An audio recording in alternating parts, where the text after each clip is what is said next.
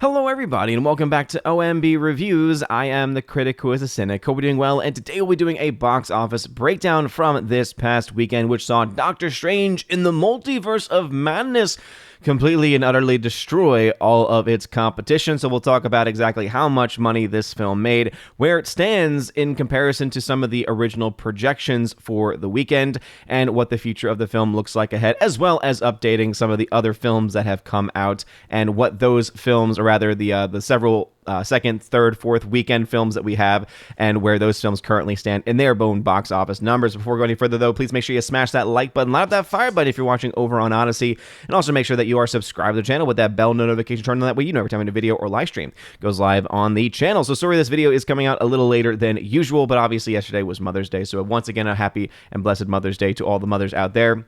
And obviously, therefore, the day was dedicated to the Lady Freya, as I was taking care of her and, celebrating the day with her. And so let's go ahead and dive into these numbers. Doctor Strange, The Multiverse of Madness, $185 million in its opening domestic, which is below what the expectations had been. Some had been projecting it to be anywhere from $200 to $250 million domestically. However, that all being said, it well overperformed in the international market, which I find to be the most interesting, as many people, when they were originally putting out their own projections, says, what about all of the markets that this film is not being shown in because of the LGBTQAI+ agenda items that they put into the film? Which, let's just be honest, and I mentioned this in my review, it's such a brief moment, really, where any of that stuff is really mentioned at all, that the fact is that it really is nothing in comparison to other things. And so even though the item is in there, and even though we know that it's in there because of an agenda behind the scenes, we've already seen the videos that have come out from Disney about what their agenda is for this. It is still very much, again, a nothing burger as far as actual, controversy is concerned, in my own personal opinion, compared to other films that we've seen and other things that have, kind of presented those ideas a little bit differently. But Doctor Strange in the Multiverse of Madness, $185 million domestically and doing very well internationally. We'll get into those international numbers in just a second. I know, River, it's crazy. It's crazy. Summer box office is already started off with a massive, massive hit. We've got the bad guys. I know, River, I know. She's very excited about summer. I'm very excited about summer as well. Very excited to get started with all the reading and all the other stuff that I want to do for the summer. Anyway, The Bad Guy is $9.7 million at 40% hold in its third week of release, only dropping out of around 200 screens. So this film still making enough for it to be on its way to its own break-even point. Sonic the Hedgehog 2 continues to outperform that of the original film, doing very well here. $7.1 million in its fifth week of release, a 38% hold. And obviously, Paramount has a lot of faith in this film, as they've only dropped it in this fifth week of release of around 400 screens. This is typically where you would start to see if a film was doing very bad, it being pulled from a lot more screens than that. Speaking of films that are being pulled, Fantastic Beasts: The Secrets of Dumbledore continues to not make much of anything in the domestic marketplace, dropping another 52%, which may not be the worst thing in the world. However, in the fourth week of release, this is typically when a good film, or a film that is being well received at the very least by people, is going to be closer to the 30s and 40s as far as the actual percentage hold is concerned. So that $3.9 million continues to show why that domestic number is very small, and the chances of it hitting $100 million, though still technically possible, are not nearly as likely based on these numbers, and if these numbers continue to hold. Speaking of interesting numbers and holding, it's Everything Everywhere All at Once, the better multiverse film. I honestly arguably would say that this is a much better multiverse film than Doctor Strange 2 is. Had another 40% hold, so another strong hold. However, in its seventh week of release, again, it's been out for 7 weeks, which is kind of insane. This A24 film is starting to leave theaters in certain respects. However, still doing very well in its per theater number. In fact, if you look at this per theater number compared to that of Fantastic Beast, which has been out for 3 less weeks, you understand that Everything Everywhere All at Once, though it has less money overall, is doing a lot better as far as the actual holds are concerned, as far as its week-to-week comparisons, meaning that this film is continuing to make consistent money, that people are still consistently going to see this film, and you're not seeing any of the major drop-offs for this film that you've been seeing for some of the other films here. $3.3 million this weekend brings its total domestic run to $41.5 million. It's still a little bit away from its official break-even point. However, it's definitely close enough to where most people would probably be able to say, yeah, you know what, Blu-ray, 4K sales, and also any other, revenue streams that studios will have probably could make up that money relatively easily. Coming in at number 6 is The Northman, $2.7 million, a 56% drop in its third week of release. That is, again, not a very good hold for a film like this, just in general. As you can see, it's already dropped out of 800 plus screens. I would not be surprised if it drops out of another 1,000 screens by the end of the next weekend that we have. Again, this film is just not doing very well in the box office area, and I know that I've talked about this a lot at length. But again, this is important because this film was given around $80 million of a budget. And again, depending on who you look at, it could be ranging from $70 to $90 million of a budget. And that is a lot of money for a film like this for Robert Eggers, who, again, very talented filmmaker, unfortunately is able to not understand how to just make his films not to be for the normies necessarily, but at least to not have the fantastical, weird stuff that he typically puts into his films that I think drives people away, including myself, who tend to like artistic films to certain extents. Again, well-done artistic films that focus on the story more so than other things, and I think this is definitely one of the more mainstream films that he's ever done.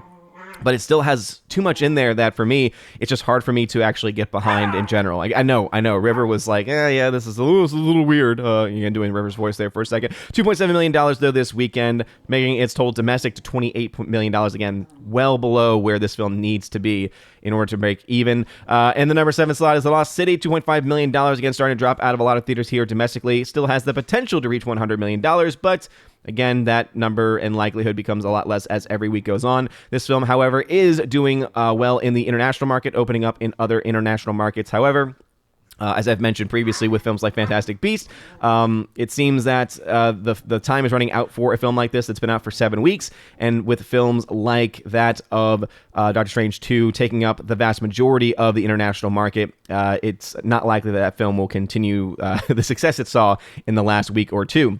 The Unbearable Weight of Massive Talent, $1.5 million, 61% hold in its third week of release. Again, not a very strong number there. However, interestingly enough, Lionsgate has not pulled this from any theaters, even though its per theater number is not that great. I would not be surprised if it gets pulled from at least half of these theaters by the end of next weekend, just based off of these very paltry numbers, $16.3 million, even though I thought the film was quite entertaining. Hey, it is what it is. Coming in at number 9 is Memory. That's right, the Liam Neeson film that everyone's already forgotten. $1.2 million, a 61% drop in its second week of release, which may not be the worst drop in the world, but for a film like this, which again, we don't have a budget for, but we can assume it's somewhere between $10 and $30 million, is just not good. It's just not a good sign. Again, not a good performance at the box office. I have not seen this film yet because I don't really have the desire to. It just doesn't really appeal to me to see another Liam Neeson generic action film. However, what is interesting to me is the fact that in its second week of release, it's already lost theaters, just showing how poorly this film is doing, as most studios will keep their movies in theaters for at least 2 weeks, and normally that's a part of the contracts they have with actual theater chains to have the films in theaters for the first 2 weeks, and then they start to pull things out. So, interesting. It's very rare that you often see this happen, which I find interesting. And then coming in at number 10 from Sony is $800,000 for Father Stu, which is, again, dropped out of over 1,000 screens in its fourth week of release, making $19.2 million total. Again, a film I really liked, but unfortunately, we don't have a budget yet, so I can't say whether or not the film is a success financially or not. However, I definitely think that it is a film that, I guess, the people at Sony would probably be happy that it's done as well as it has done, but really depends on what that budget was, which, again, release those numbers, please. Be transparent. Speaking of transparency, Doctor Strange in the Multiverse of Madness, despite its very transparent and blah storyline and story arc and clear MCU leanings, it is still doing well. Again, we are going to be always honest here when it comes to the numbers based off of what's been projected. $450 million in its opening weekend. That's insane. $450 million. That puts this film's total opening weekend ahead of every single MCU film that came out last year.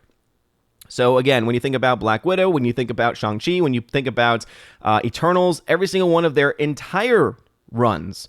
So the total they ended up with has been surpassed in one weekend by Doctor Strange. So does that say anything about the pandemic? Does that say anything about the characters and the films that were being made? I think you could argue that it's a bit of both. I definitely think that the pandemic narrative was definitely overblown to a lot of extent because there were films that did come out during the pandemic era that were able to make their money back. There were even some films that had pretty sizable budgets that were also able to make their money back too. So again, you look to those films, you look to what's going on here, and you think to yourself, is this because of the Doctor Strange factor? Do you think this is because of the Spider-Man No Way Home factor? For me personally, I think the Spider-Man No Way Home connection is definitely the stronger reason as to why. I think also the marketing campaign for this film has been incredibly strong, and I think people in general are like, ooh, this multiverse stuff, this seems interesting. And then they actually see the film and think to themselves, wow, this is such a hot mess. which is, again, similar to what we saw with time travel when it came to Endgame. So what is going to be most interesting to me is what those week 2 numbers are for this film and just how much it actually ends up dropping off. When we compare this to the original Doctor Strange, we can see that this film is doing very well. And why? Because of these comparisons, I think the film has the potential to reach $1 billion at the box office. As you can see, the worldwide numbers right now for this current Doctor Strange is $450 million. The entire run, when you adjust for inflation, of the original Doctor Strange, which came out in 2016, was $717 million. So the fact that this movie is already at $450 million, the fact that this movie is already at twice the number as the opening weekend of the first film, the fact that this film will surpass the entire domestic box office of the first film relatively easily by the end of the second weekend at the very least, and also by the fact that $265 million international number also likely will surpass that of the current international market, or the last international market total for the first Doctor Strange film, means that I think this film is well on its way to making $1 billion. Now, there's of course a lot of caveats to that. Will that second weekend drop be so drastic and so massive that it ends up falling off a cliff and only making $700 to $800 million? Theoretically could happen. Could that drop could that drop end up being very strong, meaning that it's a very low drop? And could we then see the film do a lot better and, again, make not only $1 billion, but make, even 1.2 to 1.4 billion potentially there as well? What I can say is that this film will definitely not get to the $1.9 billion mark set by Spider-Man No Way Home. There's just no way that that's going to happen. Based on these numbers, even in like-for-like markets compared to Spider-Man No Way Home, it is tracking around 17% behind those numbers, according to articles from Deadline about the international numbers. Still, very, very strong numbers here for Doctor Strange and the Multiverse of Madness. That week 2 number, though, will be incredibly interesting to look at, and also the trends, if it will be able to hold these numbers, or if it's going to have a massive, massive drop, because, again, the film is a bit of a hot mess and one that I'm not a big fan of. I gave it a C+. I thought that all the Sam Raimi stuff was actually pretty interesting, but it was also very clear that Kevin Feige's heavy hand was all over the film. By the way, my wife and I were watching Spider-Man Far From Home last night because she had never seen that film before, and interestingly, it's noted to be an Amy Pascal production, compared to Doctor Strange and all of the MCU films, which are known to be Kevin Feige productions. So just kind of going back to the whole Sony-Marvel debate, people still to this day don't understand that Sony puts in 75%, at least in the current dealings, puts in 75% of the money and gets 75% of the returns, making the films that they release like Spider-Man, again, Sony products, which happen to be integrated into the MCU.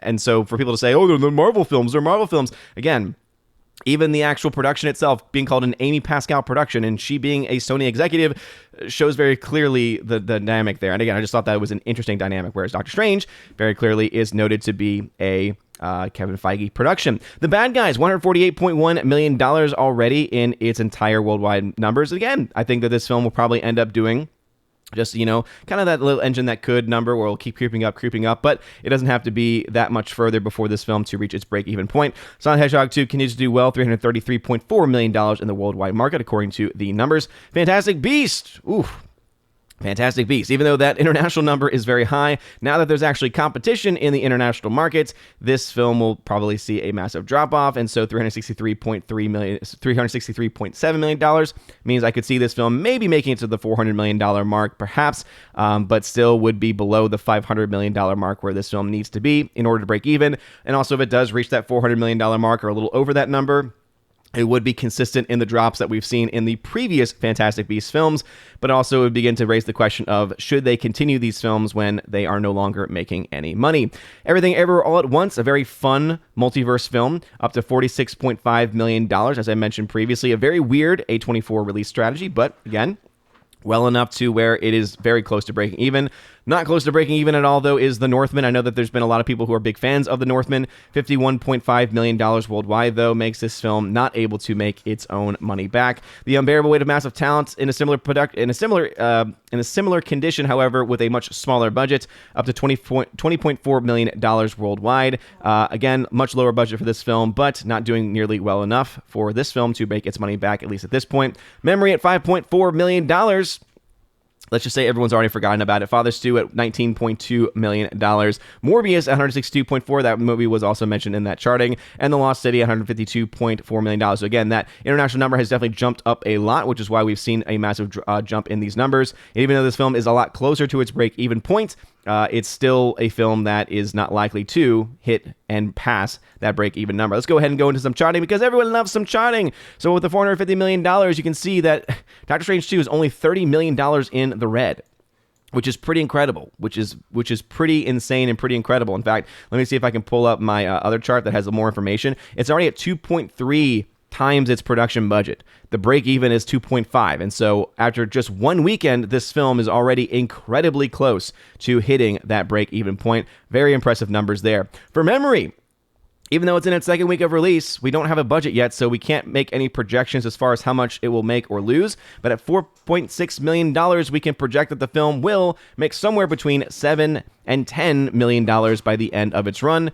And I would probably say 10 million would be a bit of a stretch because it's probably going to get pulled from a ton of theaters next weekend. And as more competition and more films start to come out, that means less chance for this film to make money than it already is. We've already talked about the box office breakdown and the box office projections for the other films. As I mentioned, Fantastic Beasts, the minimum I had for this film was 400.4. It looks like that it'll surpass that, but even if it only gets that $480.5 million, which I would say is probably a bit of a stretch at this point, even if it does get to that point, it would still be a financial failure as the projections on that film we're somewhere between a $59 million loss and a $36 million gain. I would say the gains are pretty much out of the discussion at this point, especially if those international jobbers see a box office drop as large as we think that we're going to see.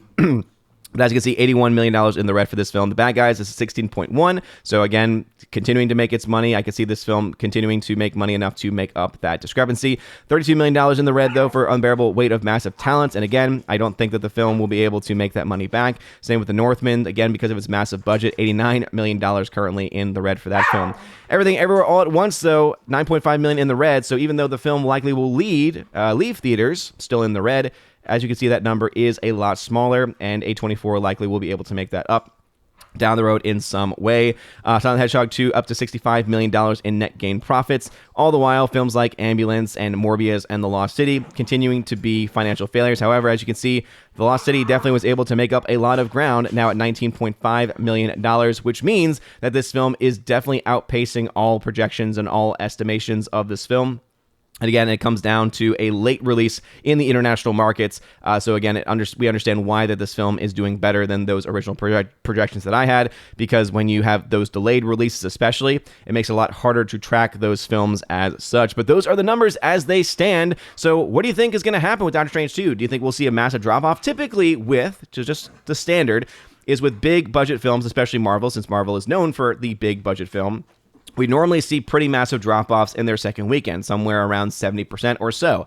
So that is not going to be a major surprise. The question is going to be, how does this do in the third week, the fourth week, the fifth week? But those second weekend numbers are still a good indicator of the overall run of the film, because typically a film like that will fall somewhere in that 50 to 70% range, which is what I base my own projections on. And so what will that number be? Let me know your thoughts about what you think this film will be at by the end of next weekend. I could see this film obviously being well past $500 million by the end of the weekend, and I could see it being closer to the $600 million mark by the end of the weekend as well. And so it should be interesting nonetheless to see where this film goes, and also how it does in competition when other films like, for instance, Top Gun 2 come out, and other films of the like, as we enter into the summer box office movie season. So let me know your thoughts about that or anything else and all the other movies I talked about in the comment section down below. If you like this video, smash that like button, lap that fire button on honesty. You guys are all amazing and beautiful people. Hope you all have a wonderful rest of your day. And as always, God bless.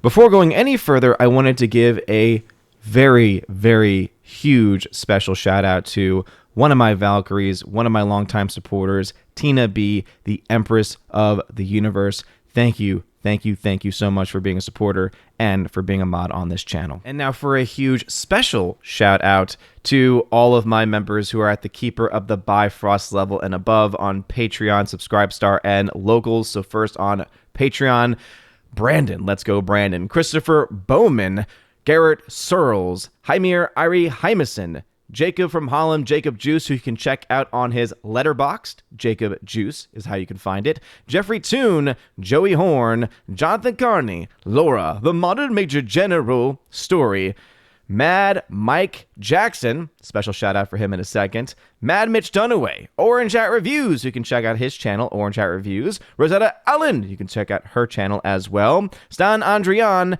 and Miss Martin Muses, who also has a YouTube channel, and a special shout out, as I mentioned, to Jacob Juice from Holland, again, letterboxd.com/Jacob Juice for more information about him, and a special shout out to my members over on Subscribestar, Matt 317, Storm Tracker, The R, Fast Reaction, Mr. Roy, J-Rod, the Beer Guru, and ZK Man. Thank y'all very much for supporting on Subscribestar. And to two of the members who are supporting me over on Locals, who asked for special shout-outs. First off, Minnesota hockey fan.